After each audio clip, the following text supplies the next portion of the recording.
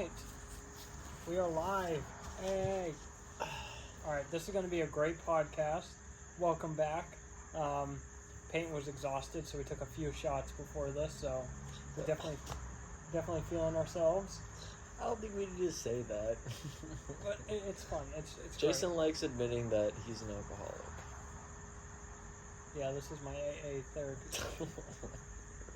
But I've kept certain things from Peyton this past week, so we'd have stuff to talk about. And yeah, it's going to be a fun podcast. I don't know how much of a reaction you're going to get out of me now that I'm exhausted. Yeah.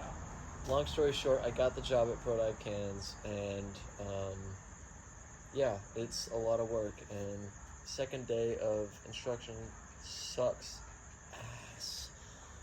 Like, we're just in the pool in the morning, then we go to the dive shop, fit everybody for gear, then run in the classroom after that, and then have to go drop people off, shut down the shop, and it's an exhausting day. Like, I thought that Red Bull would, make me stay up, but it was zero sugar. Like, I bought the Red Bull on my way to work, and it was zero sugar, and as soon as I tasted it, I was like, this don't taste right. And then sure enough, I saw the top label was zero sugar. I was like, oh, this is great. Yeah, that's awful. Yeah. So I thought that would hold me over. I thought that would make me stay up later, but no. So I'm exhausted. Honestly, you're probably going to hear more from Jason. Honestly, this is your channel right now. Like, everything with iShake at the moment is basically just Jason's content for the moment. So if you're following along with all the Instagram, the Reels, you're only hearing from Jason at the moment. I'm not doing anything. So yeah, I'm also going to be filming a couple adventures while he's going on the boat. He's waking up at 4 a.m. tomorrow, and he's going to be on the boat for a little bit. So yeah, 3 days. So I'll be back Sunday around. So it's like a 3-day, 2-night sort of thing, like 2.5 day if you want to be specific. But yeah, so be respectful to your instructors because they're very hard workers. Yeah. Like, it's a lot of work, and to be able to, sorry for them. If you can hear them, they're our neighbors. They're watching something cool right now and popping off. But yeah, so I'm exhausted. So I'm just going to listen to Jason's stories. You'll see my reactions. You'll have your own reaction to his stories. But he's literally got notes in his pocket right now. Yeah. Literally full of his stories. So. All right. I'm actually, 1 second. You're going to hear this break. I'm going to stop it and turn my flash off because I don't want my phone to overheat. But it will be back shortly. All right. We're back. So that was literally like a millisecond break. Yep. Literally just like a switch because we're going to edit that. Oh, now I have to upload it to iMovie. That's what you get. Yeah. I mean, the flash would turn off eventually. But we're not going to talk forever about that because the podcasts don't care. No. So, yeah, I'm exhausted. I'm just going to listen to Jason's stories mainly. If we run out of time, then I'll talk a little bit about my first 2 days. But, yeah, it's mainly just complaining about this one student that's an absolute oh my god, dude. I'm not gonna say his name, but oh my god, this kid wants me to rip my hair out already. Like, it's ridiculous. He was that bad again today? He was worse today. Okay, explain what he did yesterday and then go into today for a little bit. Okay, so this kid is a chatterbox. And especially since, so I have 4 students in my first open water course.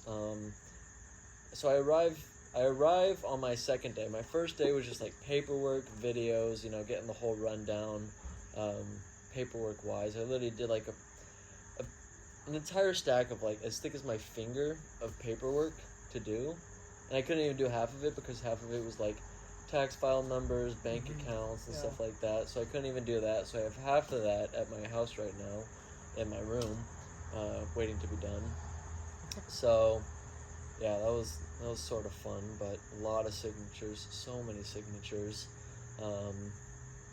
But yeah, honestly, when you're filling out that much paperwork, you're like, oh my god, this is such adult stuff.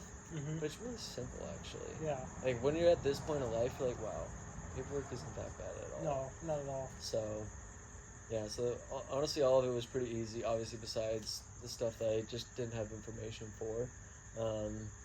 So, kids, don't worry about paperwork.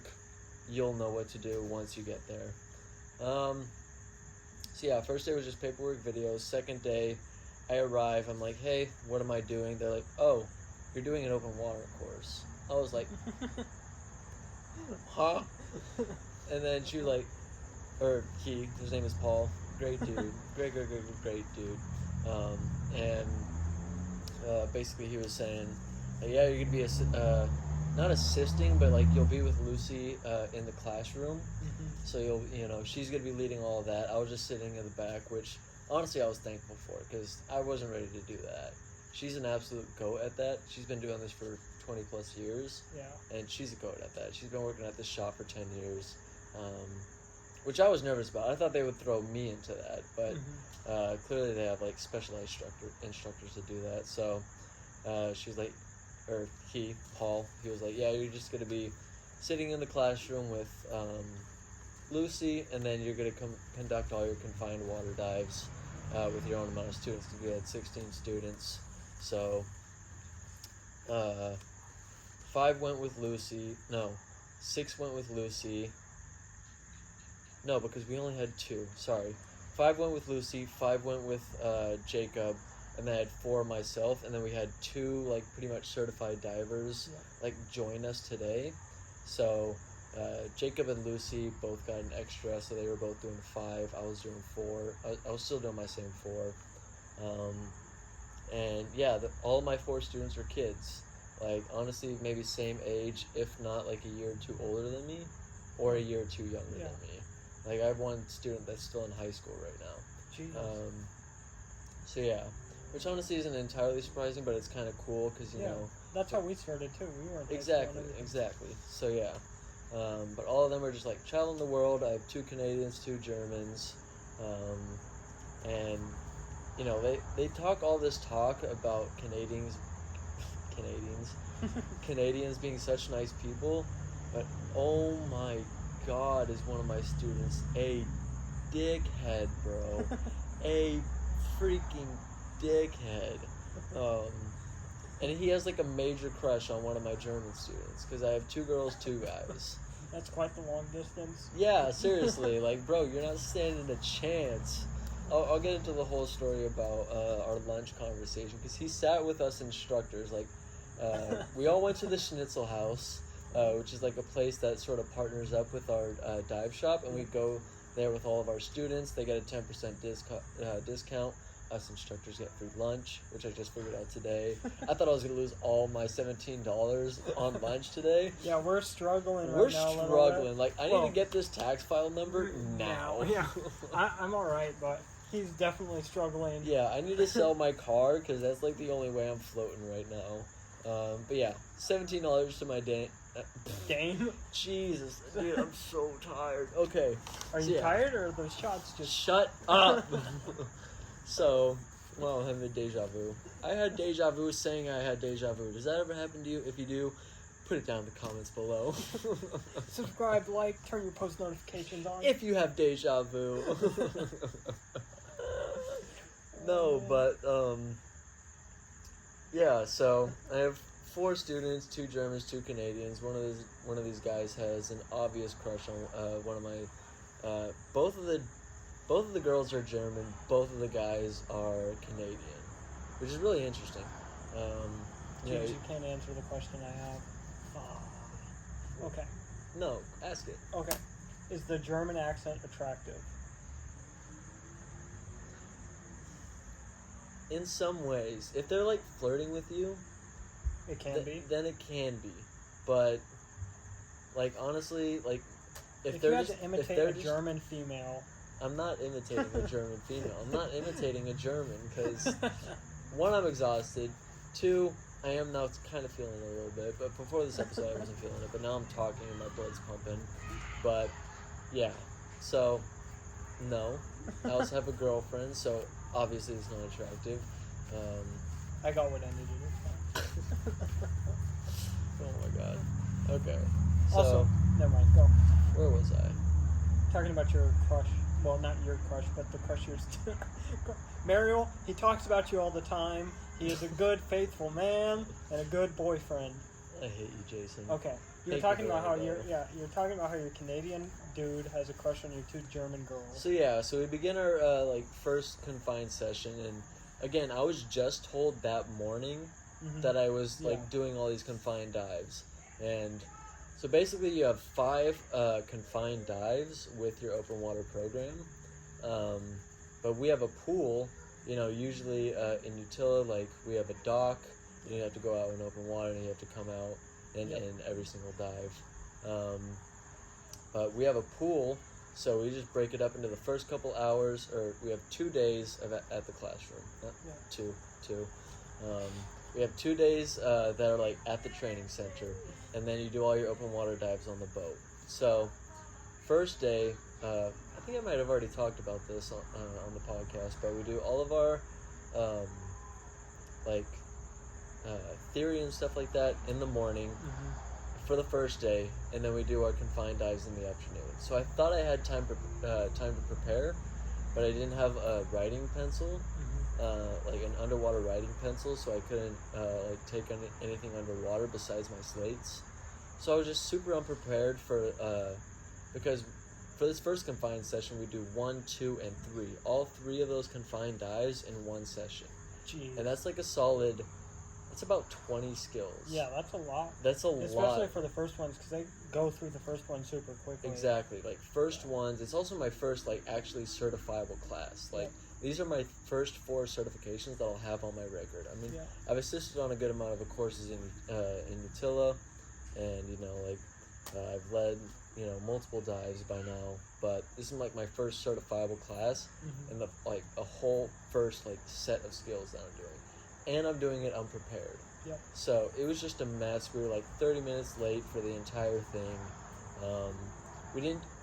It honestly surprised me. We just didn't get to finish one skill. Okay. So we just had to push that on to today, and that was honestly amazing. Today was such a better day than yesterday. Yeah.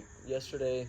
But you seem more exhausted today than you did yesterday. Well, yeah, just because we did that the confined session in the morning, and then we went to the shop.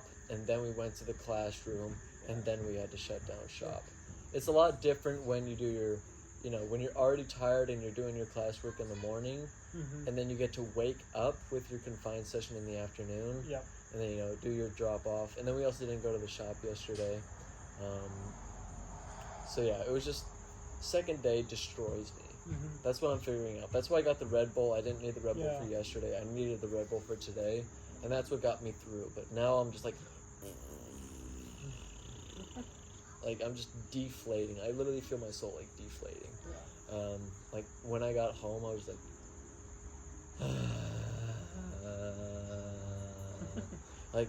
the voice crack was intentional. Literally, it's just I don't care what's happening to my body. Yeah. I just want rest. I just want to chill. So yeah, the minute I walked into the door, I remember we had to do a podcast, and I was like, I tried getting him to do it yesterday, but yeah, it was I'll be prepared for it tomorrow. Yeah, and he came in more exhausted. I should have known. I should have remembered from my famil that second day you're just exhausted. First day you would have been fine, but I wouldn't have had as many stories as I did yesterday. Yeah. So yeah, yesterday was an absolute mess. They weren't understanding the skills, because I was just reading off of my slates. When you become an instructor, you get literally that thick of a stack of slates, underwater slates, that read all of the skills that they have to do, requirements. The open waters course is only about that thick, but it's still 5 different types of slates. So I was flipping through the first 3, making sure we did this, and that. And I was doing it out of order, because when Lucy was in the deep end, I couldn't go in the deep end because she had 6 students down there. I had 4.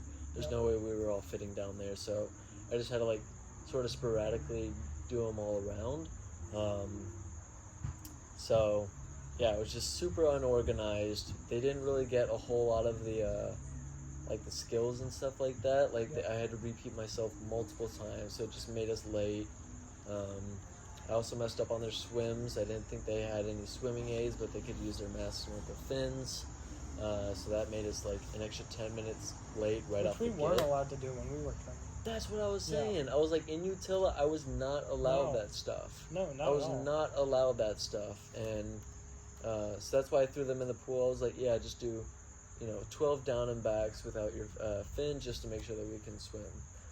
Make sure that, you can swim Yep. for a good amount of distance.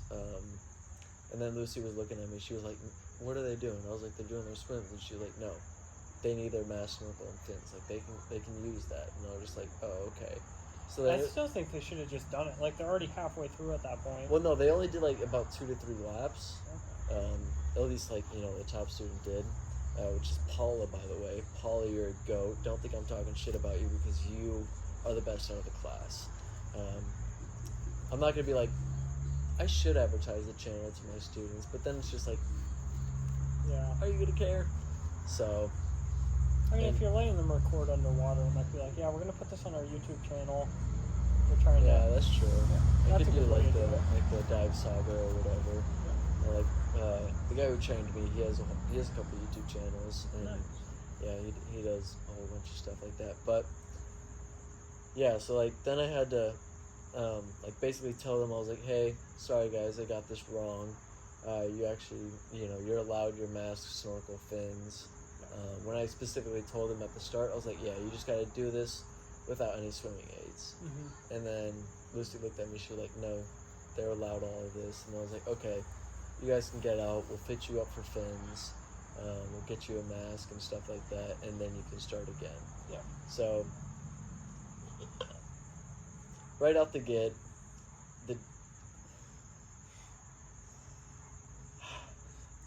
I'm gonna have to get through this without saying his name. But if he's watching this, then he knows. Oh, so you didn't just catch your mistake in talking? You just almost said his name? Yeah, 'Cause like you said I straight out the gate instead of straight out of the gate. yeah. I mean, that's what I always say. I always stay straight out the gate. Oh, I think never that's noticed that. that's a southern thing. Like all my cousins would say like straight out the gate I instead of haven't straight heard out the that. gate. Oh. Like get like We're gonna get on now. like Get. like get Yeah. exactly. Yeah. So like immediately when we like jump out of the pool, or they jump out of the pool because I was just sitting on the sides, like we start talking about like crocodile attacks and shark attacks, and he just asked out of the blue. He was like, "Are we your first class?" And I was like, "Yeah, but I've assisted on a good amount of other stuff." And he was like, "Oh, okay." And then he just treated me differently, like Aw. ever since today. He even like was, oh my god. I'm not saying your name, but you know who you are if you're watching this. And I've already certified you, so that's all I can do for you. I hope I never meet you again. Just kidding. You're a pretty cool dude. If we watch the John Jones fight, which we won't, he was all saying like, let's meet up at a bar and really? let's watch it together. I was just like, yeah, Sure. we'll do that. I was like, no, that's not happening. So, he treats me as a first-time instructor for the rest of the course. Yeah. Like, second guessing you would be like, are you sure? No, not like second-guessing me, but not giving a single shit.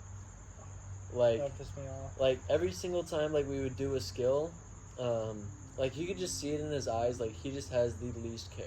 Mm-hmm. He's also done, a DSD, which is a Discover Scuba Diving Dive, which is basically like, me and my brothers and my dad did it in, I forgot where we were. I think we did it on that Asian cruise.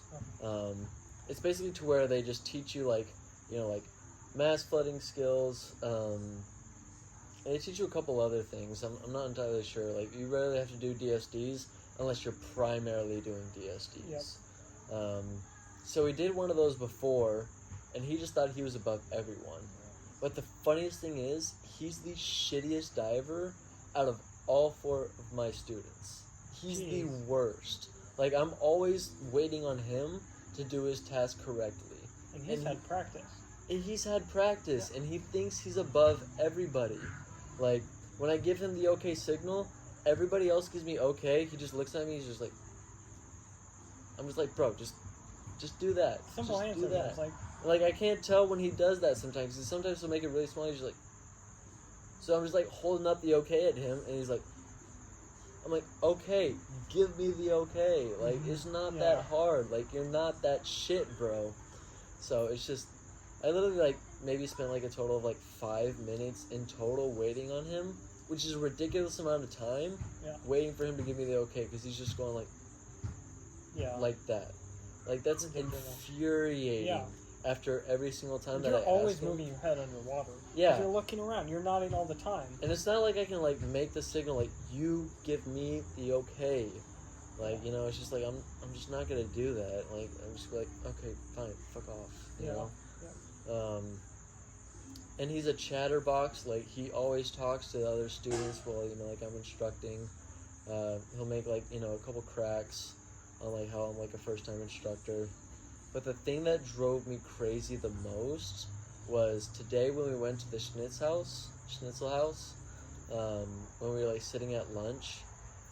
All three of us instructors will, like, usually sit at, like, a different table, and then all the students will sit together, and they'll all be able to talk together and stuff like that. Yeah. He comes and sits with us, and then he just starts talking shit about all the places that he's been to eat and stuff like that. When Jacob is telling, Jacob, he's like a native Australian. He's like one of my favorite Australians, and like one of my favorite instructors. Like, he's one of my favorite dudes at the shop right now. Yeah. He's so chill, so funny.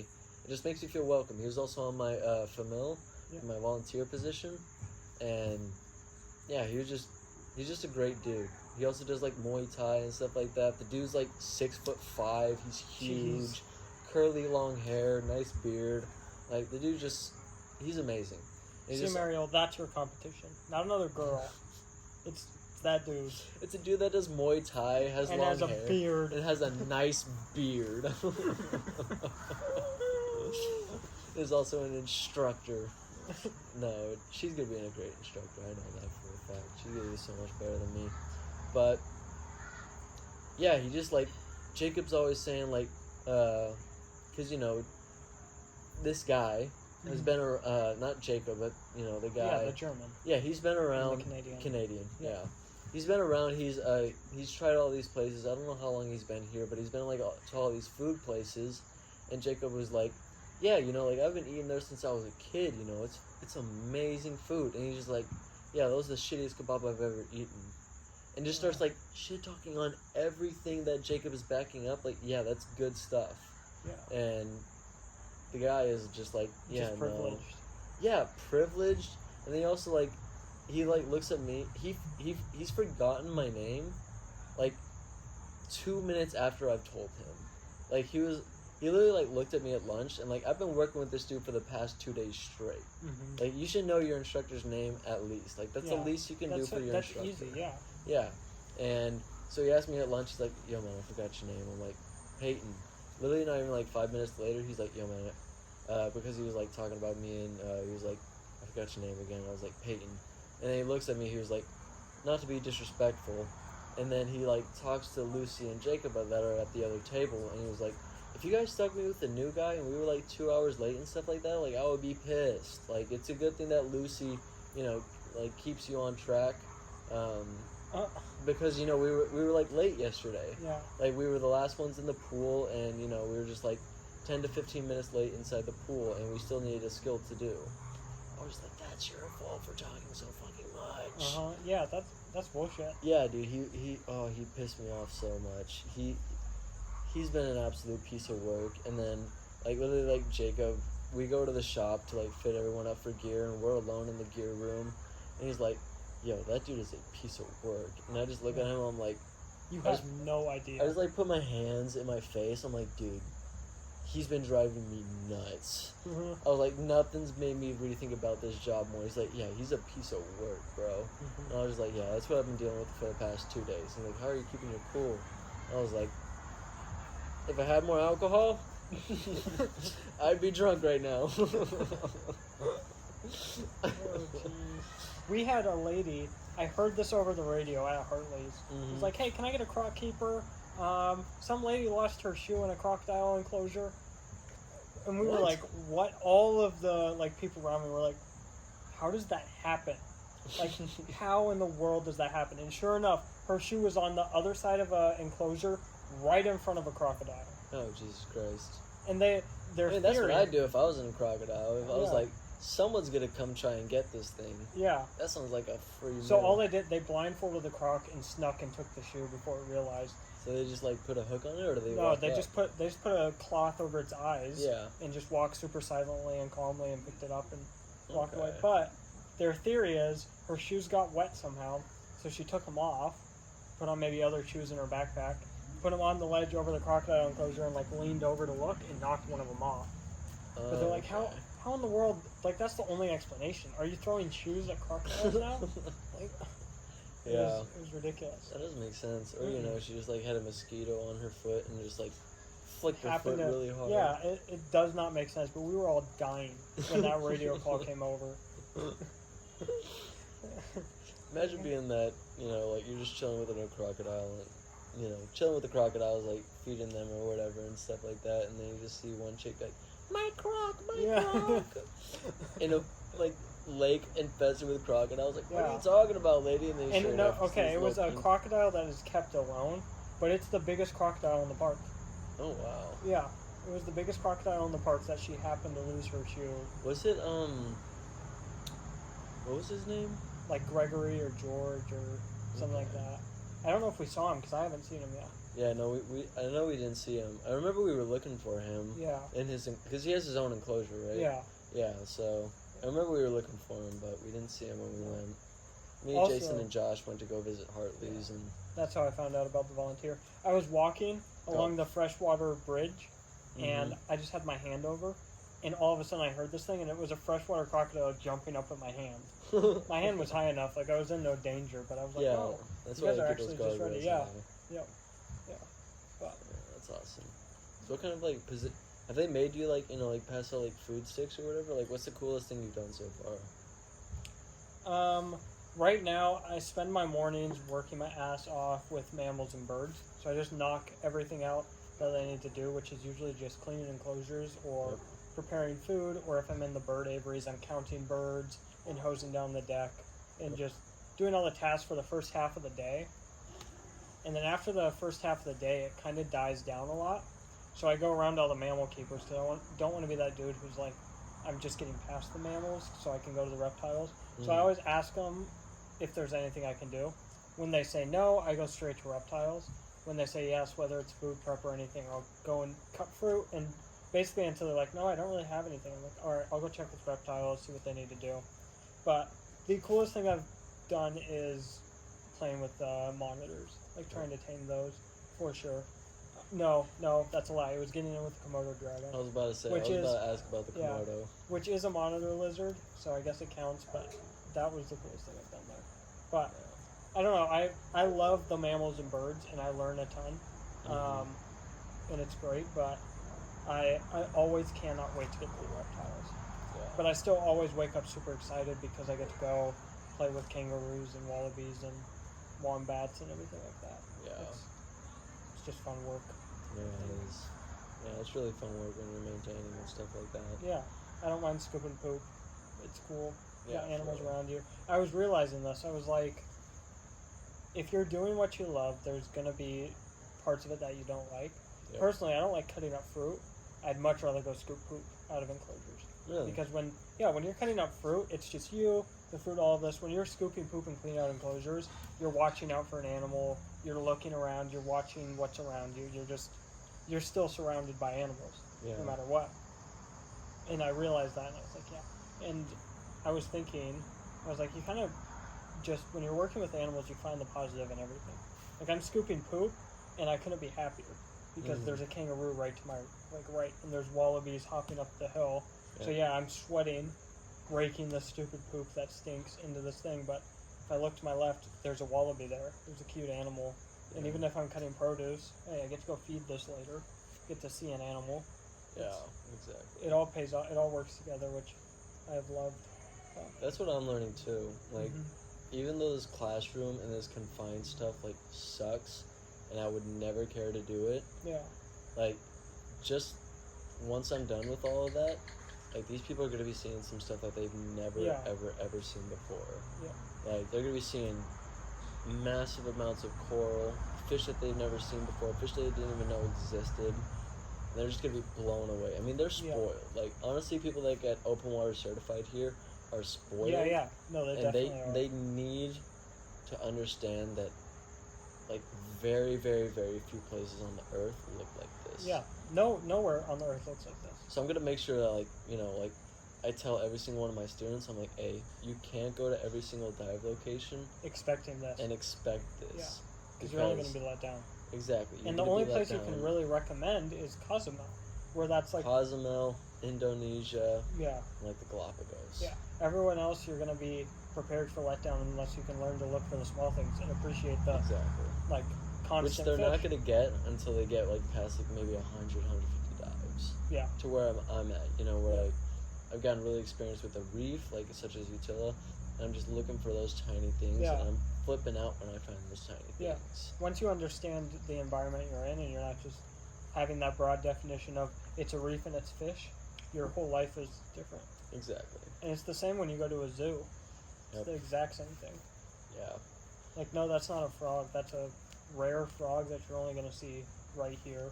Yeah. And you're lucky for it. And like really, like 80% of people don't even understand. Yeah. Like they're just going just because they can go to a zoo. Yeah. Or they can go get certified somewhere. Yeah. Or you know, it's just it's a thing to check off on a bucket list. It's the amazing thing about animals. Yeah. You know, like it's open for the broad, yeah. and it's even more open for people who want to examine it closer. Exactly. People that actually know the specifics. Yeah. It's just that much more special. Yeah. Like it's one of the things that I find honestly fascinating about like animal lovers, is because they know the max. Yep. Of what everything can be, such as zoos, aquariums, sanctuaries. They know like the potential, and I wouldn't necessarily say potential, but like more of. No, I get what you're saying. They like see the where opportunity. they say where these places can go, and they see where they're failing. Whereas other people are like, "Oh, that animal looks depressed. Yeah. Oh, it's a zoo though, but there's so many animals and all this stuff." But really, it's like, if you made this small change, it would boost this level. That's why I hate zoos. Is because they're made for the abroad. Yeah. They're not made for the specific. Like they're They're purely made for the abroad. Yep. And they don't offer that. That's what I want to do with iShake is, yeah, you can come here if you know nothing and you want to see some animals. Cool. Walk around, have a look. But I also want it to be someplace where the actual animal lovers can learn something, look, get hands-on, just experience something different than any other zoo without damaging the animals, without making them look depressed. That's why when I say, like, I want iShake to be, like, there is no scale of what I want it to be, because I want literally everything. You know, like, I want our abroad exhibits, but then I also want, for our abroad exhibits to where you're absolutely going to see that animal. Yeah. I want to, like, transfer that animal and switch it out and just have them in that little show cage. Yep. But then transfer them out like the day after and give them this like, cage that is more than big enough for them, or enclosure. Yep. And just let them absolutely live their life. That's why I have absolutely no scale. Like I try and explain to Mariel all the time, like even I don't know how big iShake is going to be. Like I'm not going to see the final product of this. My grandkids maybe will be. Yep. Like, iShake is going to be bigger than, at least I want it to be, bigger than anything this world has ever seen. Yeah, exactly. And that's what I like about that. We didn't get to go there. I don't know if you ever went on your own. That big cat sanctuary in Colorado. I never went. Yeah. We'll go. You should take Mario up there when you go back in the summer. That's a good call. You'll be blown away. So it's this animal sanctuary. I think they have over 650 big cats and bears. I'm gonna go pee. Yep. I'll talk about that. But they have figured out, just through research, that big cats and bears get super territorial when you're walking right at their level in like a zoo. So if you're looking at a lion through glass, you're gonna stress it out. It feels stressed. It feels cornered. They figured out that all these animals are not territorial about the sky, And so they put this bridge that overlooks their entire park and like goes across their entire park about 30 feet above all of their enclosures. And so you pay the price to get into the zoo, and you walk along this bridge, and you look down into enclosures that are huge, and you hope you can see things. And if you don't see things, you don't see things. And that's because the animals aren't stressed out. They feel like they can hide and all this stuff. And it was such a cool experience, and I will be doing it with iShake if we get big cats, where the animals are comfortable and you're comfortable and you're still seeing things. So you're definitely not going to see all 650 animals, but you see the 200, maybe not 200. You see the animals you want to see. I saw lions, bears, tigers, all of this stuff. And all of the animals they get are rescues. So they're not, it's just a great organization, and I don't know, they have figured out the way to keep big cats. None of these animals are stressed. They're looking forward, they're doing their own thing, and we get the chance to just look over at them without making them feel like they're in a zoo. And their enclosures are huge. So, yeah, I love that, and I hope that will happen at iShake too. When we get those animals, when we rescue those animals, they will feel comfortable and everything like that. You're talking like the big cats and bears and stuff like Yeah, that? how they walk over the sky bridge so they don't stress them out. Yeah. So none of their animals are stressed, and everyone who goes there understands that they might not see everything.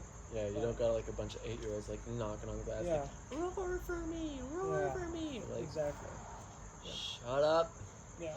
They don't roar like that. They're not gonna roar just because you tell them to. Mm-hmm. Like, they're creatures. They're live animals, and they acquire a lot. And your attention is not on their agenda. Mm-hmm. Like, not at all. So they need to live freely, and yeah, like all the rescues that we can get.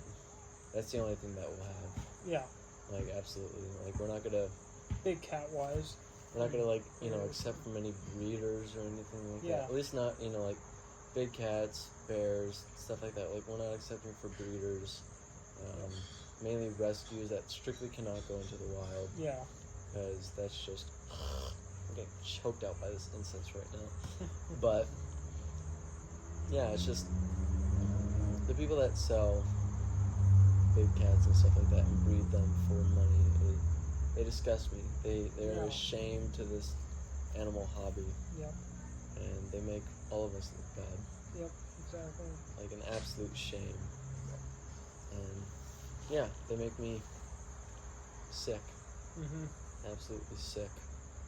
Because I understand that money's important, but if you can live off of just enough, like the amount that you're getting, it doesn't matter about being rich. Because you're not gonna die rich. Yeah. But you can sure as hell die happy. Yep, exactly. So, like, yeah. I can die happy, but I can't die rich. And I think that's one of my... Yeah, the probably one of money's my going to be biggest nothing things. once you're dead. Exactly. I mean, yeah, you'll pass it on to future generations, but they'll figure it out. It really does mean nothing. Money means nothing. It's Besides the impact. bigger enclosures. Yeah, exactly. I would love to be rich so I could buy all these animals and all this stuff for education and everything. It's literally like Steve Irwin said, like, I couldn't have enough money. Mm-hmm. I could not. But every single cent, besides like my own groceries, maybe my rent, and stuff like that. Like, obviously, I still need to stay alive. Yeah. But strictly so I can look after these animals. And I would like to experience some luxuries. I like cars. Yeah. I like cars. I'd enjoy that, but the majority of the money that I make will go straight back into animals and the business I want to grow. Yeah. More than that. Yeah, like I'll get a, if we do make it big and we have money to spend, I'll get a reasonably, priced car. Yep. But I'm not spending more than $100K on a car. There's no way I'm spending more than $100K on a car. If I could buy my 1970 Mustang for $5,000, put $10K of repairs into it, I would drive that car for the rest of my life. Yeah. So easy. I mean, given that it could go more than 50 miles per hour, without me worrying about blowing the engine. Yeah. So like a faster car, but just within like the like 5 digits. Yep. If it's more than 6 digits or like 6 digits, plus some, like I know that I failed my animals. I would buy a Lamborghini. I would. I wouldn't. Yeah. Like I there's. don't know. But the way point. Even when I've talked to you about how any money that goes off the YouTube, how I want it divided and everything. Yeah. If I'm able to afford a Lamborghini, that means that the zoo and everything is getting over double of what I would be making. Yeah. So that zoo is still making a great portion of money, and at that point, if I can afford a Lamborghini, I might not be pumping the money I'm making off of the company right back into it.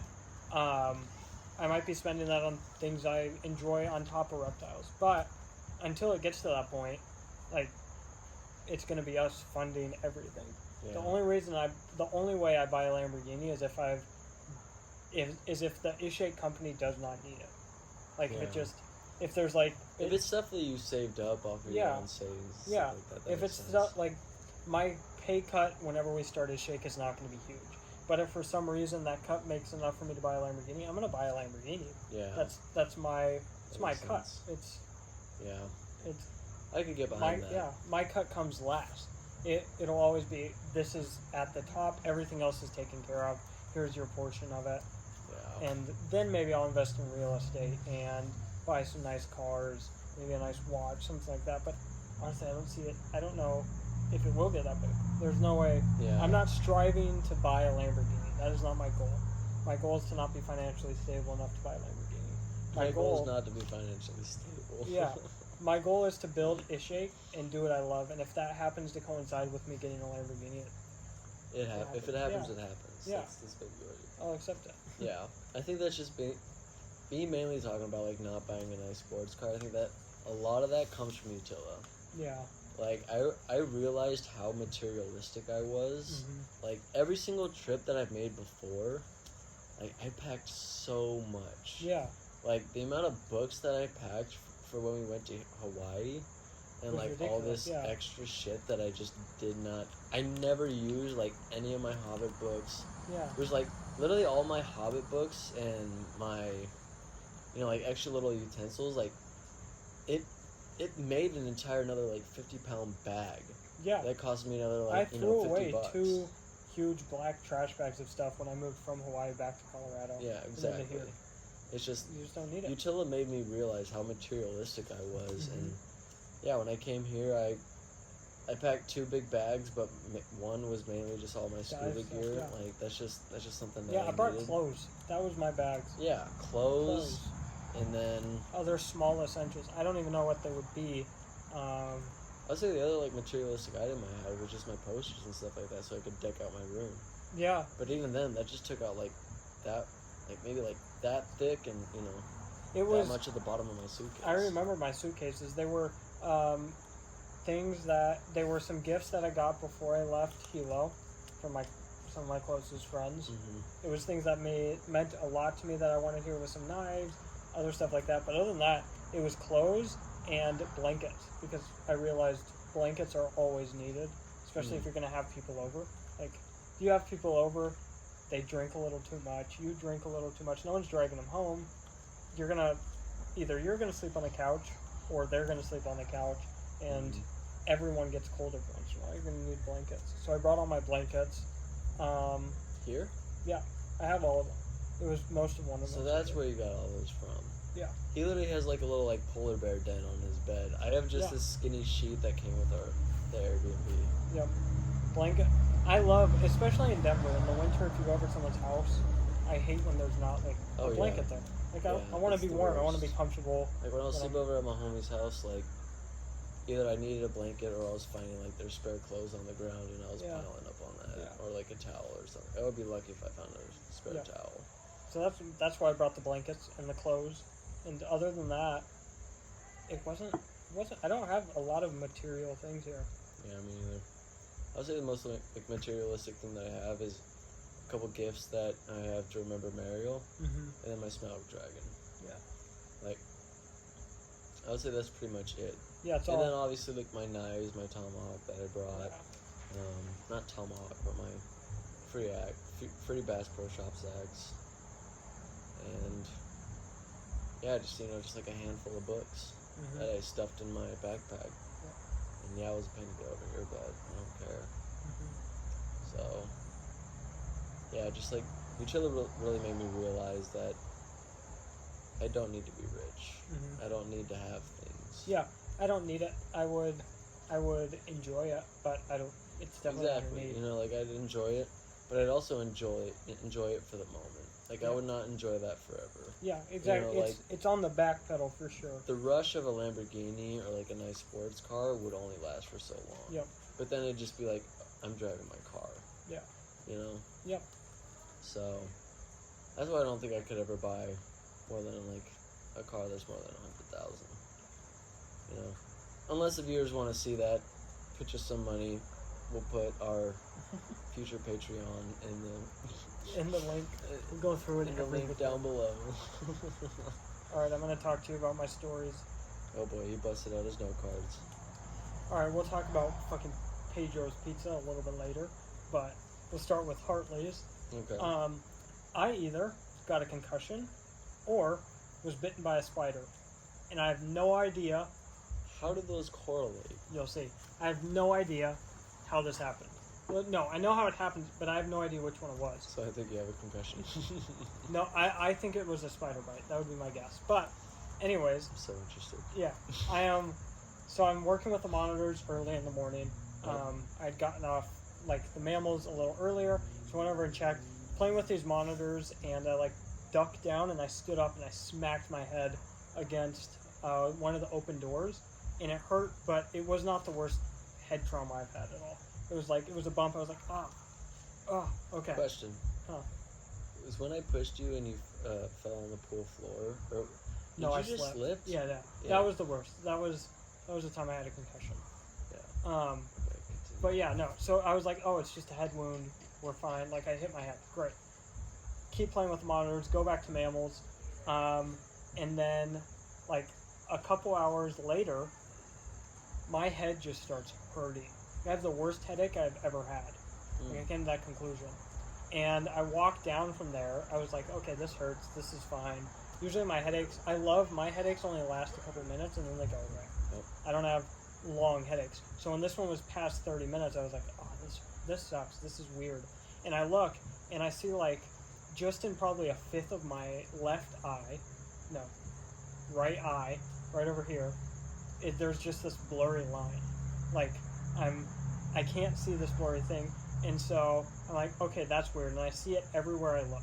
Everywhere I look, there's this blurry thing, and I winked, and when I winked, I didn't see it, and I was like, okay, that's weird, something's going on. And so then I, like, sit down, because they were just finishing food prep, and then we're going to feed some animals, and I sit down, and I'm just staring at the ground, and after a minute, I was like, I've been staring at this ground for a minute, and it's just spinning. Like, everything was spinning. And I got super lightheaded, and I was like, this is really weird.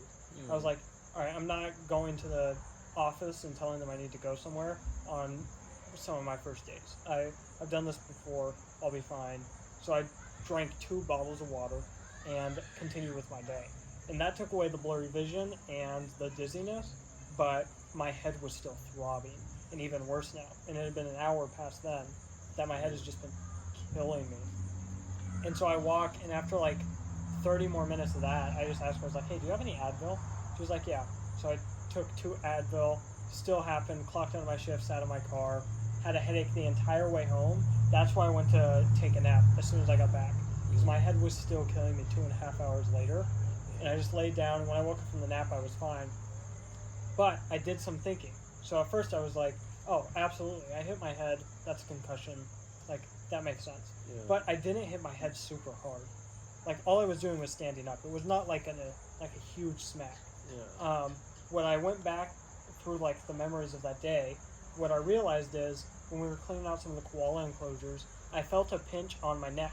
So I slapped my neck, and I squished, and I could feel that I squished a bug when I did that, but I didn't see a mosquito, and I didn't see an ant. And it wasn't as painful as the green ants, But Yeah. I chalked it. I was like, oh, that was just an ant on my neck. What I think it was a spider, because I'd walked through spider webs that day. I think a spider had bit my neck. I squished it, and I thought it was an ant. And sometimes with spider bites, it just makes your head hurt. It just gives you a headache, all this stuff. And so I think it's more likely that happened, since when I felt the bite, I was like, oh, that's an ant. But in the back of my head, I was like, that was not as bad as an ant at all. And so I think I was just bitten by a spider, and my body had a reaction to that venom, and my head just started killing me for a few hours, and then it wore off.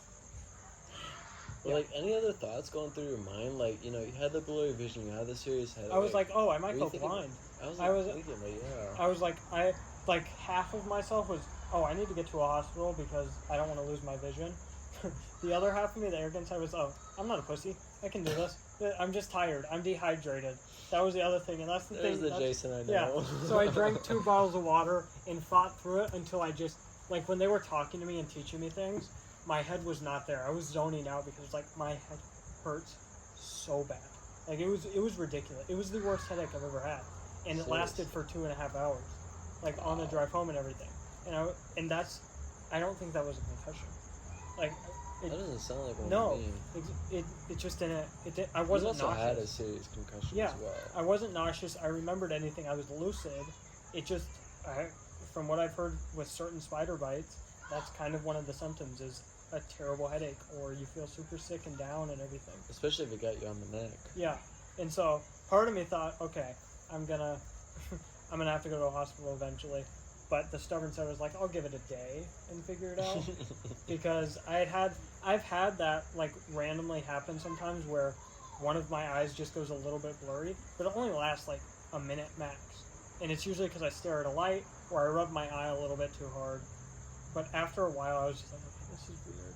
This sucks. So I just kept walking and doing all these chores, just telling myself, I was like, it'll be over soon. It'll be fine. The water just needs to go through. So, yeah.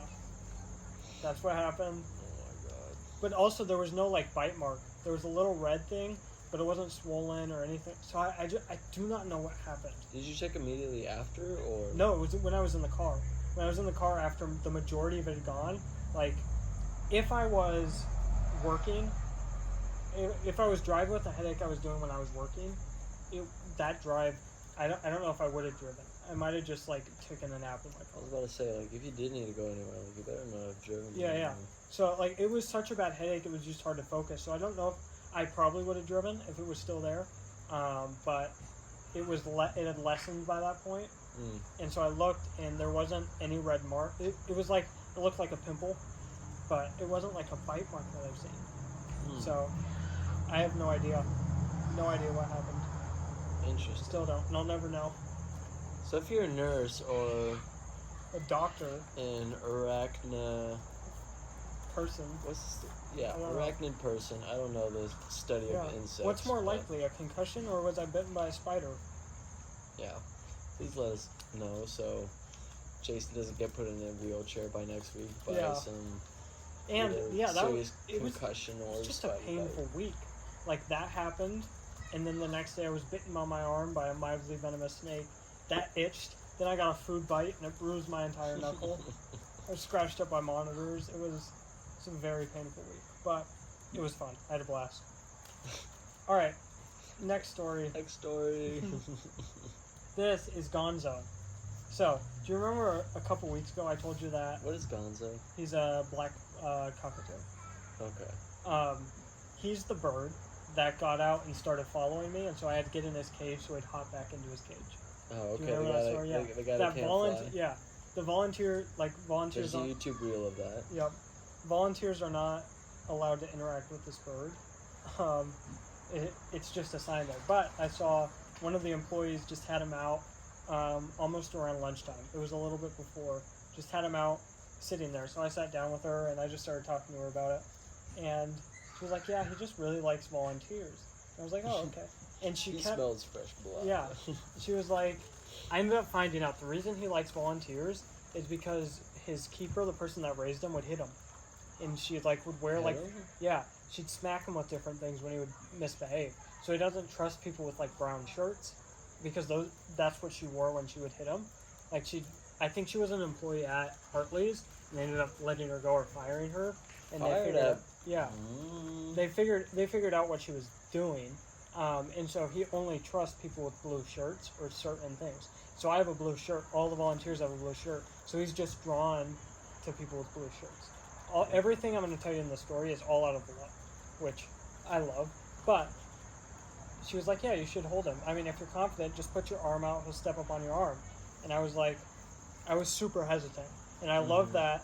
I'm sure she might feel a little guilty for pressuring me into doing it, but I love that she did, because I need to seek discomfort and get that experience. It's fine. Yeah. So after like a couple minutes of her talking me into it, I just put my arm out and he steps in. And this is where it all just went to shit. So all she told me before, she was like, just don't let him get to your shoulder. She was like, don't let him get to your shoulder. I was like, okay. So I put my arm up like this. Well, cockatoos can just race up your arm like this. So he starts doing that and I freak out. She's like, put your arm down. So I just throw my arm down. But now I can't grab onto anything. So he's just like, so I drop this bird who cannot fly. So he just like flutters and like hits the ground a little bit. I was like, I'm so sorry. She's like, it's all right. Just do it again. And by put your arm down, I mean literally keep it just like this and just put it down. Because he can walk here, he can't climb up here. Okay. So like, okay. So I do that and I just put him in my lap and I'm petting him and it's the friendliest bird and he's walking around. All of a sudden, with my, like he just grabs my hand with one of his talons and just starts humping my hand. Just like going ham on my hand. And you can't, like, it is such a tight grip, and anytime I tried to like pull away, I'd either pull him with me or his claws would like dig into my finger. So I was just stuck here having my hand just absolutely obliterated by this bird. And I was just obliterated in every sense. And I was talking to this girl about it, and he was like, yeah, one time he just did his thing all over my hand, and it was disgusting. I was like, ugh. So, did his thing. Oh, it gets worse. I finally, like, almost, like, I get him to stop doing that, because he's going ham, and he gets on my arm, and immediately my arm goes up. It's just a habit. Races right up to my shoulder. The panic I saw on this keeper's face terrified me. And a little bit of backstory. My mom's entire family does this, so we call it the Hamilton jitters. Whenever anything happens remotely abnormal, like anything to get adrenaline pumping, I get jittery. I shake. It's just something, I cannot control it. And usually it doesn't even matter how scared I am. Even if I'm a little fearful and just cautious, I'll jitter. I have the Hamilton jitters. It's the worst. I hate it. This bird gets up here. I'm on edge. So I already start like jittering, which only made her think I was panicked. In reality, I was pretty under control. Like, okay, this is an animal on my shoulder. Definitely on edge, but I'm fine. But like the fear in her eyes was immediate. She's like, all right, we're just going to walk back to the enclosure. This is going to be a challenge. So we walk back. She's like, just walk slow. Don't startle him. So I'm walking, and he's just chilling on my shoulder. And I'm like talking to him like, hey, bud, it's all right. We're good. And he's just hopping like from shoulder to shoulder, just back and forth.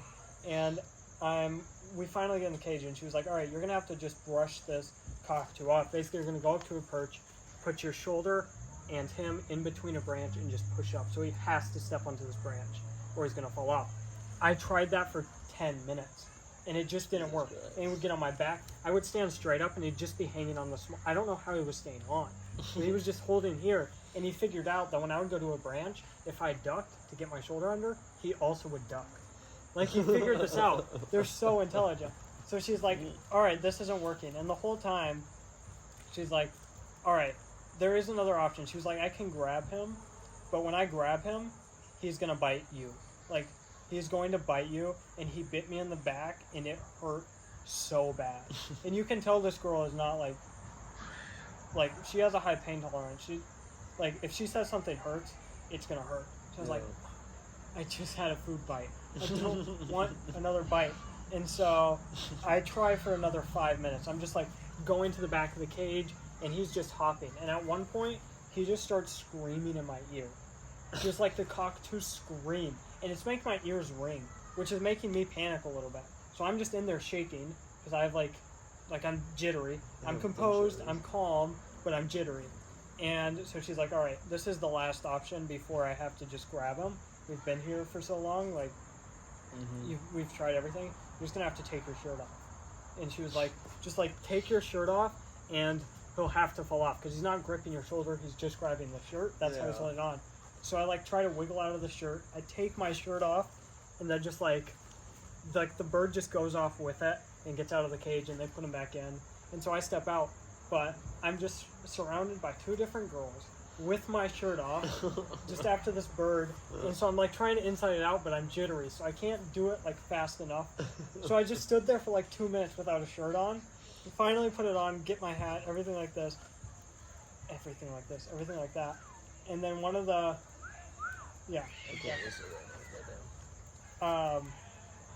then one of the keepers comes over that was watching this whole thing. She's like, hey, I'd be careful. She was telling this to the girl who let me handle Gonzo. She was like, hey, I'd be careful who you tell this story to, because technically that's not allowed and you could get in a lot of trouble for it. Like, she was like, yeah, that's why. But he's just super clingy to volunteers because he really likes them. Yeah. So when they try to take him, he bites you to hold on and try to stay close. It's not like an aggressive... That's when it bit her? Yeah. It's not an aggressive bite. It's like, no, don't take me away from... It just... And of course... too deep and gets the skin. Until he got off, I didn't understand how much he liked volunteers. Until I was like, what? He didn't bite me. If he was an aggressive cockatoo, he could get my ears. Yeah. He was completely That's what I thought you were going at. Like, once he gets on the shoulder, he like... nips your ear or something like that. That's what I was super worried about. I was like, gee, like these things crack walnuts. They'll take my ear off. Yeah, absolutely. Like they took a chunk at least. So after that was done, she like apologized. I was like, no, you're good. It was my fault. I don't understand how to work with birds. I went to reptiles and did my thing after that, and I was happy. But yeah, that was the most scared I've been at Hartley's. Hey, he was attached after you started humping your knuckles. Dude, it was... Your swollen knuckles. It was so nerve-wracking. Yeah, it's a good volunteer. It's so nerve-wracking having a bird could destroy you if it wanted to, and just not being able to remove it. Not being able to just get out of the situation with like a single bite. That's why I really want to work with hawks. Yeah. Like hawks, owls, like... stuff that could totally like just cut you. You could work with owls at Hartley's. I've been in with owls. Owls are so cool. Owls. Yeah. No, owls are incredible. Oh yeah, one of them. They're my favorite bird. Like hawks are cool and all, but owls, top tier for me. Top tier bird. Cool. One of my favorite. Like mainly because I watched Guardians of Gahul, maybe like 1,000 times in my lifetime. Yeah. So, for some reason, we just had a great conversation, and it cut off. So, yeah, we were talking about owls and birds. Then we went about this stupid exterminator that's on Facebook. Don't watch Billy the Exterminator. He's going to give you a ton of wrong information. We went through a lot of good YouTubers to watch, which I'll name the ones I remember. Snake Discovery, Clint's Reptiles, Brian Barczyk, Nerd, Camp Kennan. What else was I saying? King of DIY, Predatory Fins.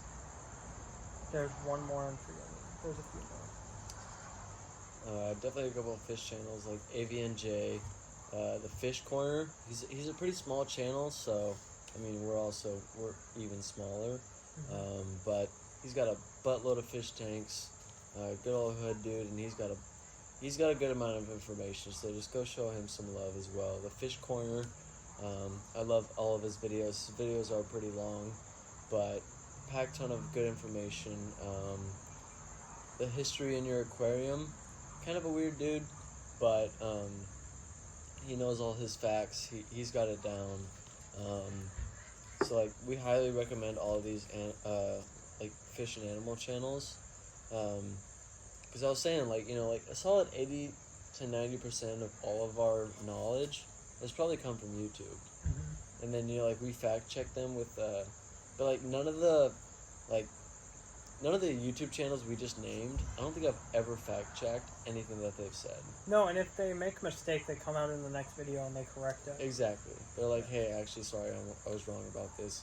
Because they read their comments. They're actually very responsive to their community because they actually really care about getting things right and sending it out to the public. They're not just saying things like Billy the Exterminator, who literally just doesn't care what he's saying. He has no idea what he's talking about. Basically, he staged this extermination of a ball python which if you know what a ball python is, it gets 3 to 5 feet, and 5 feet is pushing it. And they're what people recommend for your first pet snake. They're the best animals. And he went in and freaked out about it and was like, oh, it might be venomous. It's a python. It can actually swallow an entire deer. It can swallow a person. It made this small python seem super dangerous and kind of projected that narrative that all snakes are bad. And it was an awful way to go about it when the people I named who keep reptiles have 20-foot snakes that are as docile as can be, and you can handle them. But yeah, there's a lot of good content out of there, and there's a lot of bad content. So there's so much bad content, especially with animals, because people discredit animals so much, and they just think that simply because they're not smarter than us, they can just discredit them and talk about whatever they want. But they don't understand that there's people like us who have dedicated our lives to animals. Yep. And we know a lot about animals. We know more about animals than any human ever. And I know fish more than I know myself. I don't know if we know more about animals than any human ever. I mean, I'm no psychologist. I don't know how the brain works compared to how I know. Are you talking how about a us fish as works. in today's age, or me and you personally? I'm just talking about how our brain works, psychology. So you're talking about when you say we know more, you're talking about as a huge group, not just me and you, right? You're not saying me, Peyton, and animal me, lovers. Jason. Yeah, okay. Okay. Animal lovers, we know more about animals than we know about humans. Yep. Me and Peyton do not know more about animals than everything else, but... Yeah, exactly. Yeah. That's basically what I was saying. Yeah. But, so it's just, when people come on, we were kind of talking about, the Tiger King. We were with talking Matthew. About, yeah, we were talking about the Tiger King with Matthew, and how he just has absolutely no respect for his animals. He doesn't know what he's talking about. He doesn't know how they act, actually. That's why he dosed them with drugs. And if you or your animal, this is important, there should be a level of respect between you and your animal, especially when you're working with dangerous animals. But if there's fear on any side, nothing's going to get done. If you fear the animal you work with, you're not going to get the most out of it. If the animal fears you, you're not going to go anywhere. Wrong. Yeah, you're not going to go anywhere with it. And Tiger King feared his animals so much that for his shows, he would tranquilize his big cats and everything. And so the stuff you're seeing him doing are only because his animals are high. It's not because they're doing what they would in the wild. And it's just a terrible way to educate people. Yeah. And also, we were talking about earlier in the episode, he bought from breeders. He also bred his own cats, didn't he? And then he sold them. He's just literally doing everything wrong. That he said so many times that he loves his cats and that he lives for this business, but no, he's all in it for the money. Yep. You heard about us talking earlier. We don't do it for the money. He wants his nice Gucci belts while he's tossing this ring around a tiger's head or whatever. Yep. And that's just not what it's about. No, it's... you heard Jason talking about earlier how there's that huge bear and big cat sanctuary where they have catwalks instead of enclosures. That's respect to your animal. You're giving the animal more space than the human, because the animal deserves more space than you. You're just going around walking around the enclosure. You're just going to see. They live in that. If the roles were reversed, you'd want more space as well. Yep. You'd want as much space as you can. And so I think that's just a big factor that so many of these fake animal lovers just totally space and take for granted. And they don't understand that these are entirely different living beings. Yep. That we don't even know if they have emotions. We don't know if most fish have emotions, but some evidence is clear indicators. I know that my fish, every single fish that I've looked after, they love me. Mm-hmm. They love me every time. Like, so in the attic in my old house back in Denver, when I was living with my parents, I had 14 fish tanks.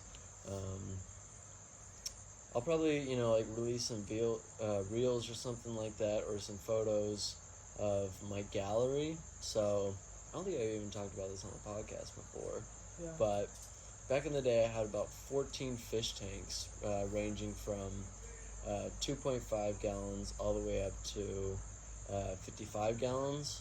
I had 125 that I was just building out. I built the sump for it and everything, but I just ran out of time. Then we went to Hilo, so I just didn't get to set it up, and I just procrastinated on that. And I also didn't want my parents to deal with a 125-gallon tank.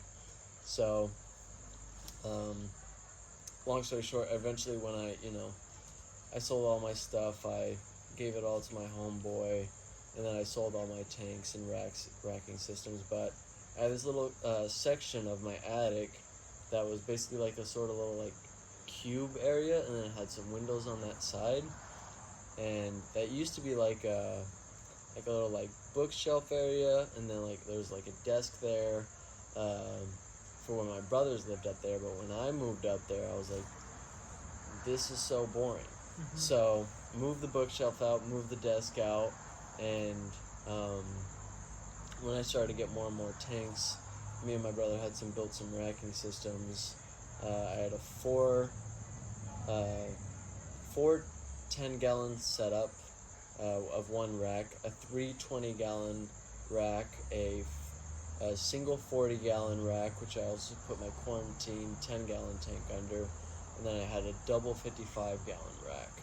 So I sort of had this little like rectangle minus one side, so it was like a gallery when you walked in.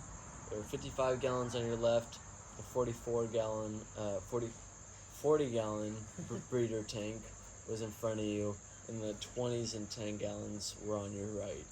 And every single time when I walked home from school, like my fish's fate. My fish, I never ever want to say fishes because that just sounds so stupid, and I swear to God that's not a word. My fish fate, wow, that is so hard to say. My fish faces would light up. Like, you could just see they would all come up to the display glass, because every other side, or mainly the back side of my, I painted every single one of them black, so and then I had all my racking. I made them out of 2x4s of redwood and painted those black as well, so it was just a really sleek look with every single tank. And but every single one of them would like come up to the glass. It's not because they were hungry, because I fed them at least every single day. And I fed them every time I came over. Oh yeah, absolutely, without my permission. And he'd feed so much, and I'd have to like clean out the food that he, fed, because he didn't know how to feed fish at that time, and if he did, he had a little 20-gallon that was absolutely stocked with mollies, plecos, and it was able to handle my overfeeding. Because I cleaned it. Well, your tanks, yes. Your tanks would be able to handle it, but mine, who just had like either like a beta fish and some like Corydorus's, or like my sorority tank, or my Oscar tank, or like my African cichlid tank. And then I had a 55-gallon community, which had angels, a black ghost knifefish, 2 spotted Raphael cats, 5 ghost catfish, 5 ghost catfish, Harlequin rasboras. Oh, what else did I have in there? Peacock eel. And these were all juvenile, by the way, besides the angelfish. I had about 3 of them in there. You had the butterfly fish. Yeah, I had butterfly fish. I also had butterfly loaches in my sorority tank, my beta sorority. I had bichers, which I was growing out and eventually put in the African cichlid tank.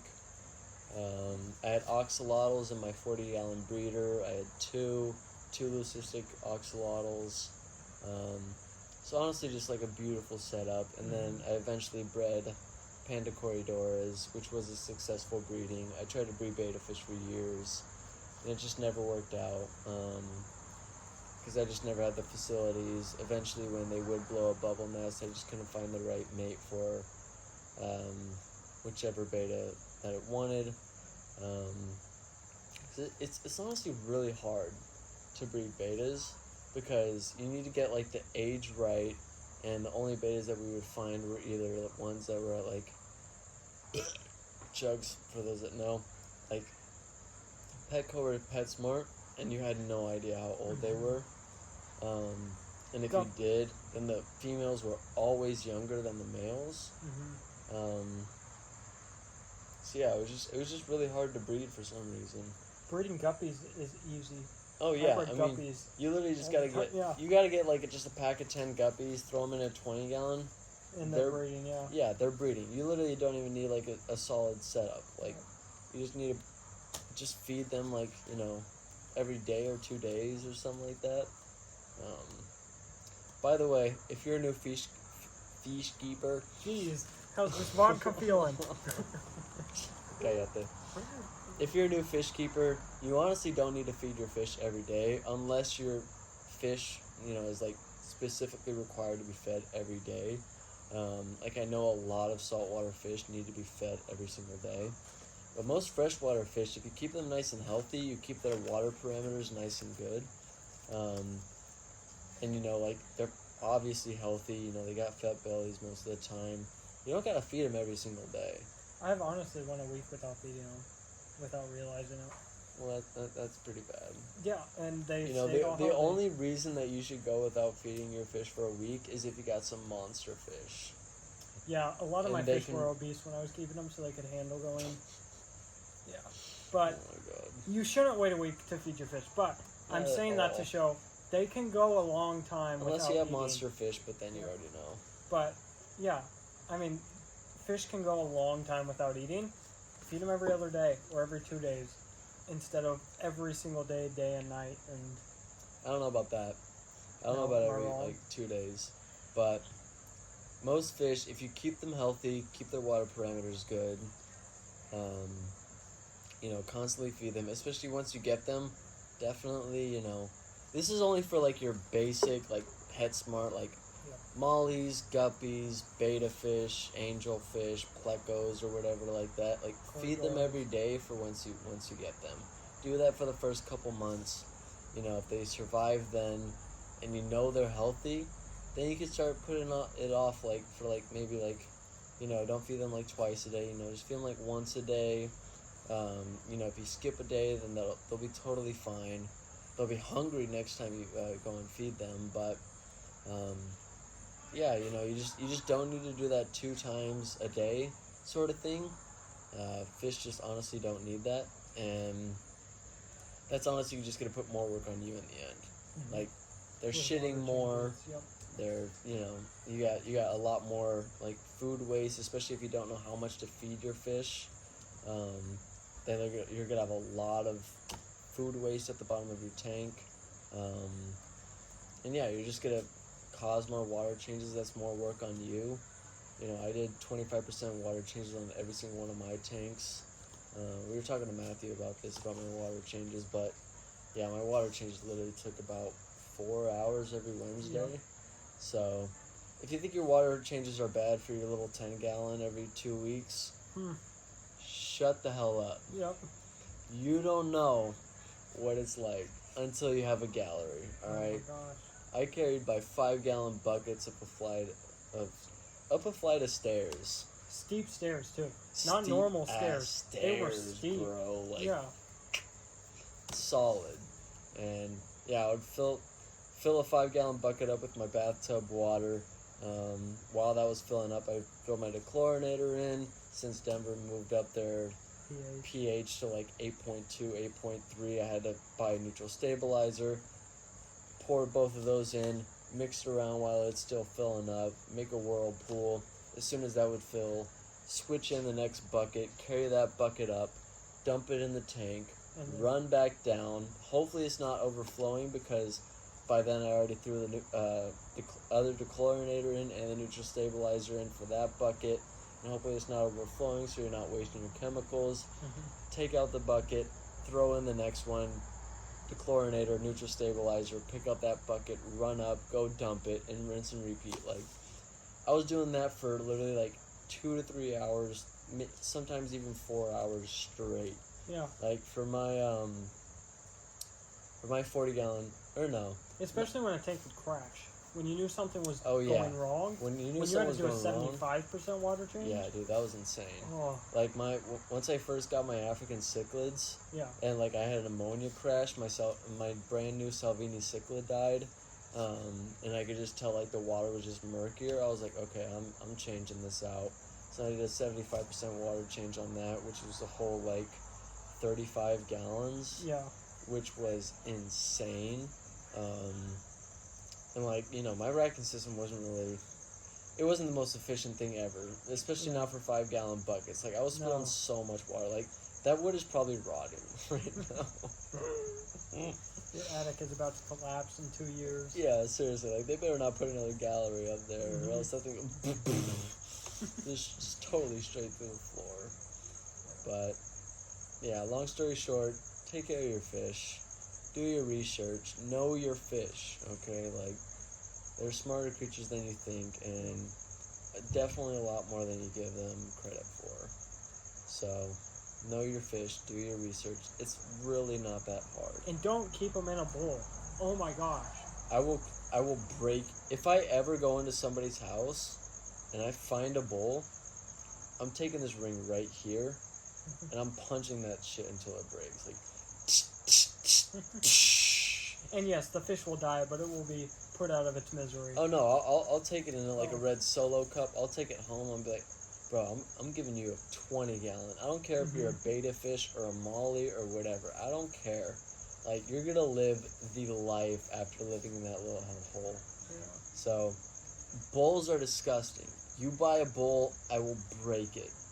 I will break it. Okay. I'm tempted to break every single bowl I find in like a PetSmart or a Petco, but then I just know they're gonna get money to bring in a whole new shipment. Yep. So it's just like you're adding to that problem. You're giving more people more money. They should really take it out of the business. Like, it's just bad for fish. Yeah. If you want to look up why it's bad for fish, look up a goddamn YouTube video. It's that easy. Yep. I'm not gonna explain to you. Do your research on every animal you get. Unless you've kept them before. It's a simple YouTube search. It's one video. Simple YouTube search. And if you are getting a fish, just look up the nitrogen cycle, please. Or whenever you're going into a store that's not PetSmart or Petco, and since we have some Australian people here, not Pet Barn or Petstock, they will not tell you what the nitrogen cycle is because they don't know what the hell it is. They have no idea what it is. They are just teenagers that are just getting $16 an hour, okay? They don't know what a nitrogen cycle is. They don't know that once you get that fish in that tank, you fill it up with tap water, put a little bit of your dechlorinator in. It's going to be dead by the next morning or the morning after that, most likely the next couple of hours, and your little 8-year-old is crying because their new beta fish or molly or whatever is dead in the tank. All because you just didn't do research and spend a couple extra dollars and get a filter and your chemicals and actually do it right. I don't know how to explain it, but I don't know how else we can explain it. Besides, watch a YouTube video and you'll know. These are living organisms. These are living organisms that you are taking care of. And it is not as simple as you think. And fuck the people who are like, oh, it's fine. I kept the beta fish for 5 years in a bowl. You got lucky. That beta fish was living in hell for 5 years. Yeah. Just because they're a very, very resilient fish. They're hardy. Yeah, absolutely. So hardy. You know, like, yes, they can live in little, you know, like, pocket puddles in, like, Asia and stuff like that. Doesn't mean they fucking want to. Yeah. Does not mean that they want to. No. You know, they do that because they have to.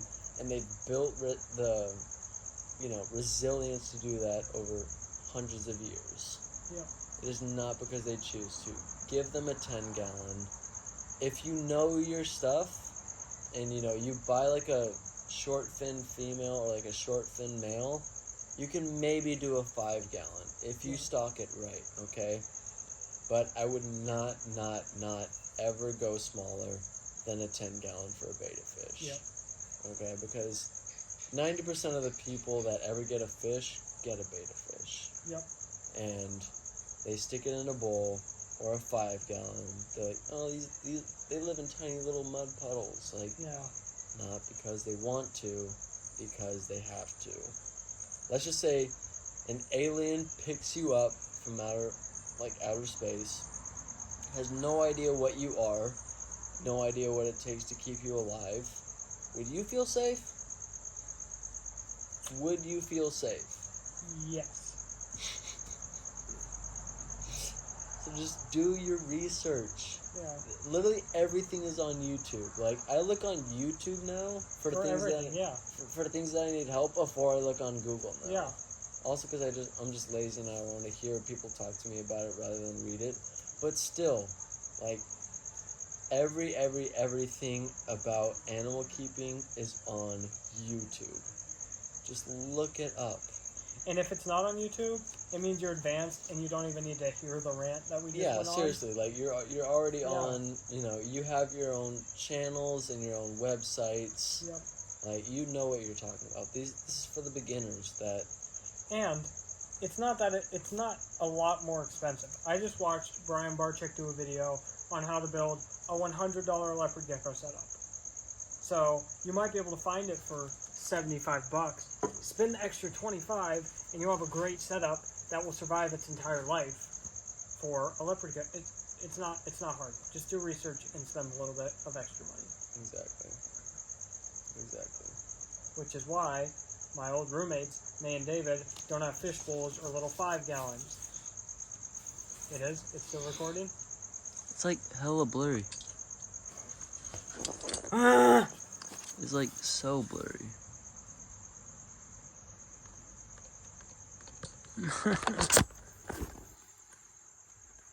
Oh, it's still recording. It was just my battery warning. All right, should we end it on that? Yeah, I think that's a good rant to end it on. So, right. If you're a new animal keeper and for some reason have watched this far, we told you exactly what to do. Watch a YouTube video. Do research. It's the simplest thing. Research. It's the simplest thing. It's how we've become this far. I might get a research tattoo. I might just tattoo research on my leg. Dude, I'm gonna do that on my forehead. I will just research. Like, if anybody ever asks me, like, how do I take care of this fish? Research. Research? Or just, like, YouTube. Yeah. So, thank you for watching, everybody. This was a fun podcast. Yeah, this is a good podcast. Even though we missed, like, a quarter of it just because it wasn't recording, we were just talking. I don't know, it was only like 20 minutes, though. Yeah. But still, still time missed, but yeah. If you're for some reason a new fish keeper or animal keeper that have watched this far, research. We'll see you in the next one. Peace out, everybody.